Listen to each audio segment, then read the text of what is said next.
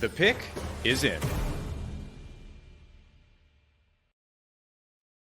The Washington Capitals have made a selection in the 2024 NHL Draft. I'm Rachel Donner. We are joined by Dan Holme of Locked On Capitals to break down the Caps selecting Terik Parascak with the 17th overall pick presented by Indeed.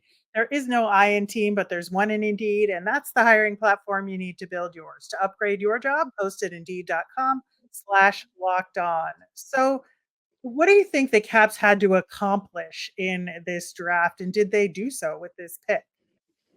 I think they did. They wanted to address the goal scoring. That was something that was a deficiency on this team. If we take a look at Terik, he is considered an offensive powerhouse. His biggest offensive strength it through 43 games, or excuse me, 43 goals and 103 points through 66 games that he played at the point that I got the records there. His skating ability is identified as an area that could use improvement, particularly his stride. But I think that ultimately what the Capitals were looking for was goal scoring. Alex Ovechkin got off to a slow start, so I think that down the pike, he is going to be a key addition. So, I'm a big fan of the WHL as a development league, and I think it's a good spot for him, and you'd be in good shape once he gets to the Caps. But, like, what does he have to accomplish over the next couple of years to get to the Caps in good shape? Well, the biggest thing that he needs to work on is some of his skating and defensive play and being responsible, not only when he has the puck, but when he doesn't have the puck. And that's kind of a common theme with a lot of the younger guys in the draft this year is working on being engaged on both ends of the ice, whether they're shooting the puck or they're trying to get involved defensively.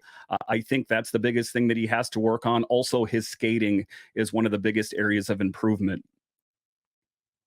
So, where do you think the Caps are in their kind of transition into almost a new era here? And do you think that he is a good part of that plan?